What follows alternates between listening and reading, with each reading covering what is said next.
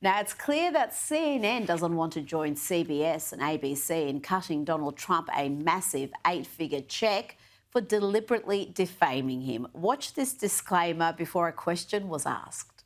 That mentioned the president. And we do want to be clear, the president, Trump, did not receive or send any of the messages, which largely predated his time as president. He's not been accused of any criminal wrongdoing in connection with Epstein or Maxwell. Was very thorough indeed. It really wasn't a point asking the question after all that. Now, let's go back to MSNBC, the mental health asylum masquerading as a news network. And Jen Psaki was quick to correct herself after a defamatory comment about the president, labelling him a predator. In supporting what Donald Trump is doing. You're talking about the other predators out there, in addition to Trump. I mean, I'm not saying he is. We don't know all the details about that. I just mean in addition to what we've learned about Epstein and others, there's other predators out there. There are. Welcome back. Let's talk more about the latest Jeffrey Epstein revelations. Now, the real scandal here is not the fake manufactured narratives pushed by the increasingly desperate Democrats who redacted already released information to make it appear as if Donald Trump had spent hours with a mystery Epstein victim. But that victim was known and widely reported on. It was Virginia Giuffre, who made it clear repeatedly that Donald Trump had done nothing wrong. She said that repeatedly. She wrote it in her memoir. And most importantly, she submitted sworn testimony to the court saying just that. But the Democrats redacted her name in the email to make it appear that this was some new scandal. The real story is a convicted sex offender, Jeffrey Epstein, plotting with the Democrats to get Donald Trump.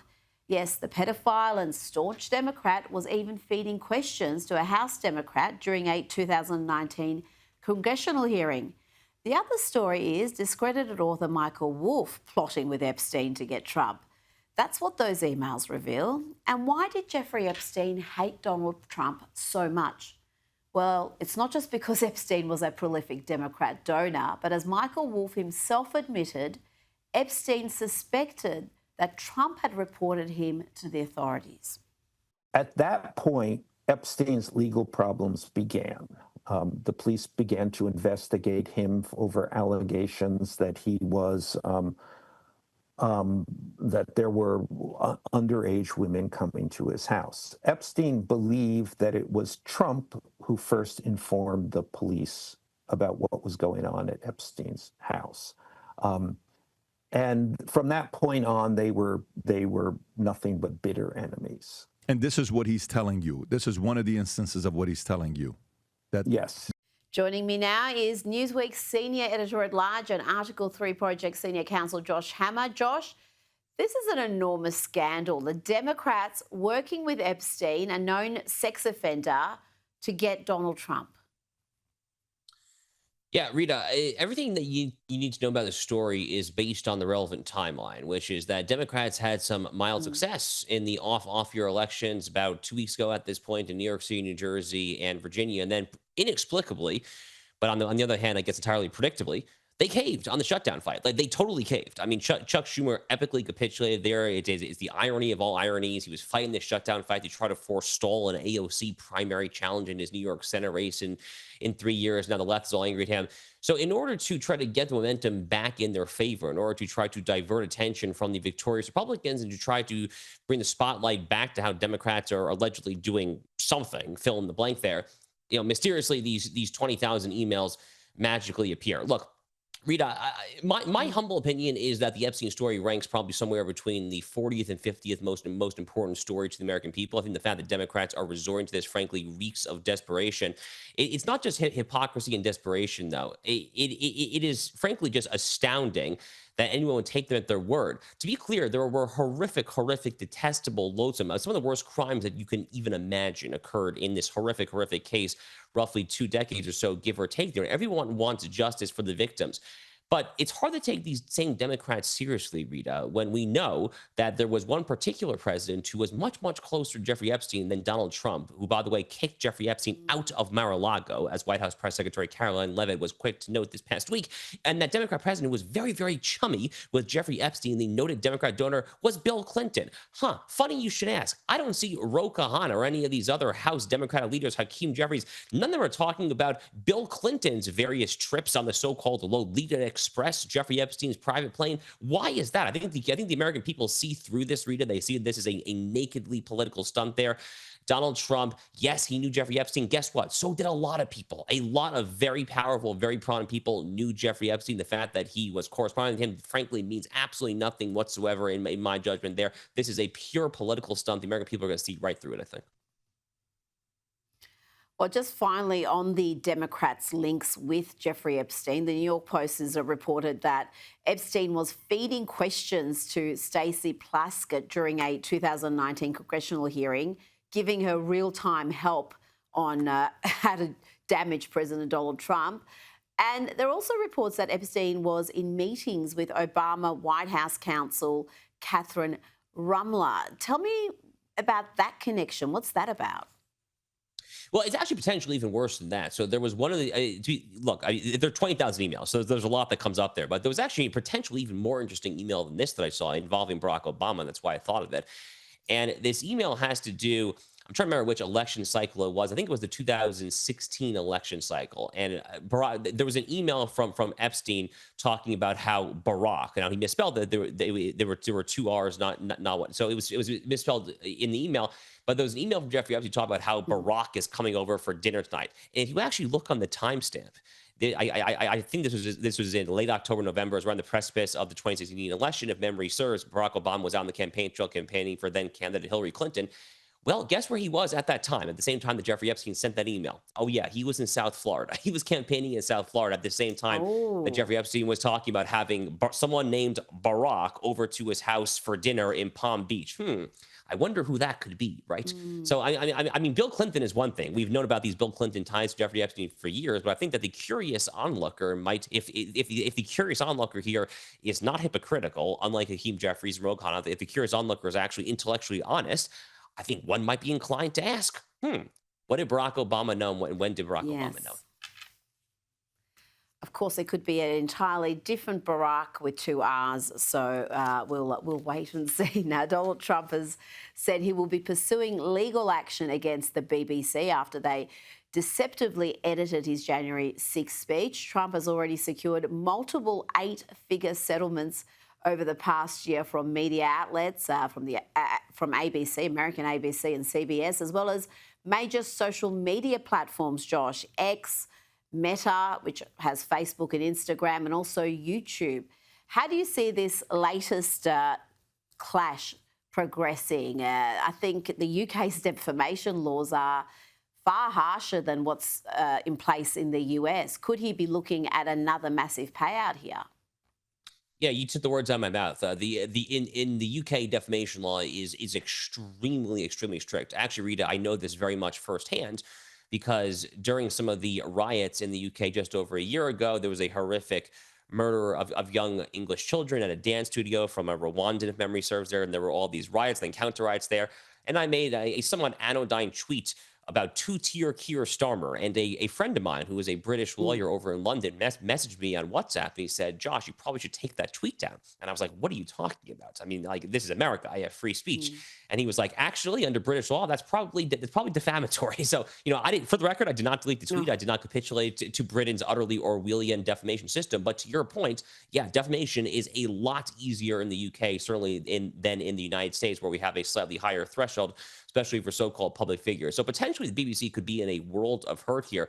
Now, having said that, there are any number of left-wing judges in the British judiciary, many of whom are probably deeply antagonistic to Donald Trump. Probably many of them, frankly, just utterly hate the guy. It's not that dissimilar, frankly, from a lot of our own American judges who invariably suffer in these lower court random judgeships in Hawaii and New Hampshire and whatnot there. They oftentimes suffer from Trump derangement syndrome. I presume it's probably the same across the pond over in the UK as well. So I would caution against necessarily saying that this is a slam dunk case, but But given Donald Trump's track record in successfully suing for defamation and various other media outlets, as you correctly note, and given the fact that defamation law is such a lower bar when it comes to being the plaintiff in British law, I don't know, Rita. I happen to like his chances. I definitely would not want to be in the BBC's legal position right now. That's for sure.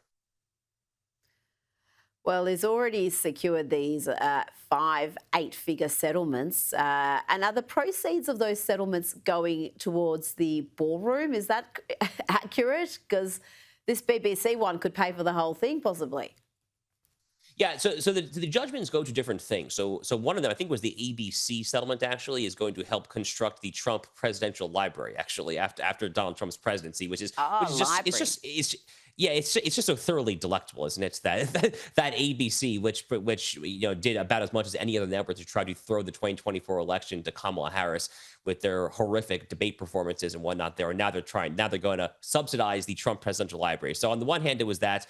I do think I heard that one of these judgments might be subsidizing the People's Ballroom there in the East Wing of the White House there, but it depends on the judgment. But it's frankly, from an American taxpayer perspective, Rita, I just love it because these media outlets are frankly the enemy of the people, and they should be made to pay as such. I think there's not much sympathy for these media outlets at all, or the social media outlets. Now, I want to ask about this tariff revenue bonus that President Trump is committed to sending to Americans. When I pay people $2,000 each for low and moderate income and middle income people, everybody but the rich get this. That's not made up, that's real money. That comes from other countries. Josh, a $2,000 dividend check to be distributed from tariff revenue sometime next year, we're told, perhaps before the midterms. Do you see this happening? Because there's a lot of doubts about whether these $2,000 checks can be sent. If I had to guess, I would guess probably not, to be honest with you. This would probably require an act of Congress. I think this would be very legally dicey to try to do via executive order. I think the even more compelling reason why I would throw some skepticism as to whether or not this will happen is because based on what the American people tell pollsters, including those off-year elections 2 weeks ago in New York City, New Jersey, and Virginia, Rita, the issues that they still care most about are pertain to inflation, cost of living, affordability, things like that. And if there's one thing that we know from Joe Biden's spending bonanza and the various checks in the mail during COVID, it's that these things over the course of a year or 2, 3 years at the most can tend to exacerbate inflationary fears. And if this administration is sympathetic to listening to the American people when it comes to their cost of living concerns this is the kind of thing that might sound good in theory. I mean, who doesn't want to receive a $2,000 check in the mail? I mean, heck, sign me up. That sounds great. But unfortunately, there is a downside to that when you look at it from a more macro extrapolated perspective there, and that is potentially exacerbating inflation. So for all these reasons, I am skeptical. But, this is Donald Trump's populist mentality, right? I mean, he sees revenue coming in for the tariffs. He wants to share the wealth with the people. These are my big, beautiful tariffs there. I want to see the people who are proud of this tariffs, but proud of rebuilding industry, et cetera, et cetera, et cetera. So I totally understand where he's coming from his mentality there. But from both a separation of powers perspective, I don't think Congress would get behind it. And then also on the inflation fears, I'm a little skeptical as well. Well, I'm not so sure about that. I'm not doubting your judgment that perhaps this can't be done and the process that has to go through. But I reckon people would be absolutely overjoyed about getting a $2,000 check, and they're not going to worry too much about how inflationary it may be down the track. I think you are underestimating how much people love free things, and $2,000, and particularly because it's coming essentially from foreign nations. If it is actually coming from tariff revenue, the symbolism there, I think, is pretty good. Now, before you go, there's already trouble among New York City Mayor-elect Zoran Mamdani's transition team with Hassan Chaudhary, who's reportedly the political director for the transition committee. It's been revealed he's been posting hate against Jews and Israel and even questioning gay rights. Now, these social media posts are from around 10 years ago, but they're pretty ugly. He used the word Jew as a slur. He praised former Iranian President Mahmoud Ahmadinejad, who infamously said Israel is a cancer which will be eliminated soon. I think we're seeing now this conflict coming to fruition between Mamdani's very woke supporter base and some of the Islamist supporter base. Yeah, Rita, I mean, this has to be the least surprising political development of my entire lifetime, right? I mean, that is Zohar Mamdani, someone who struggled to condemn Hamas, someone who struggled to condemn the inherently genocidal phrase of "from the river to the sea, Palestine shall be free," someone who was accusing Israel of genocide before the tanks even started rolling into Gaza, like literally on like October 8th or October 9th, 2023, something absolutely crazy like that. I mean, obviously, he's going to surround himself with people who think and talk like this. This is totally surprising. I think the more interesting thing to me is, as the New York Post reported in the headline that we just saw, this guy was not just bashing Jews; he was also bashing gay rights. That is interesting, right? Because that is one of the major planks of the current American left when it comes to LGBT, very much including transgenderism. But this actually gets to a broader point, Rita, that I've been making for many years now, which is that this whole absurd woke intersectional identity politics coalition, this notion of a coalition of aggrieved interests, as I call it there, it's inherently self-contradictory. If you're going to have someone who is sympathetic to radical Islam and Islamism or Sharia law, you're by definition not going to have someone who is sympathetic to feminism or LGBT rights there. Think about Linda Sarsour. I mean, she was the head of the Women's March back in 2017, the very early days of Trump administration. She also was a Sharia law apologist. I mean, square that circle for me. With same thing with this guy, the Mamdani advisor. I mean, square this circle for me where you're calling yourself a quote unquote progressive champion. It literally just does not add up, and it all kind of underscores the intellectual dissonance and frankly just the intellectual vapidity and stupidity that is the modern American left. And Linda Sarsour is on the scene. I thought she had disappeared, but it seems like she's been working behind the scenes, helping Zoran Mamdani and others get elected. So, yeah, she's still a force to be reckoned with, unfortunately, for America.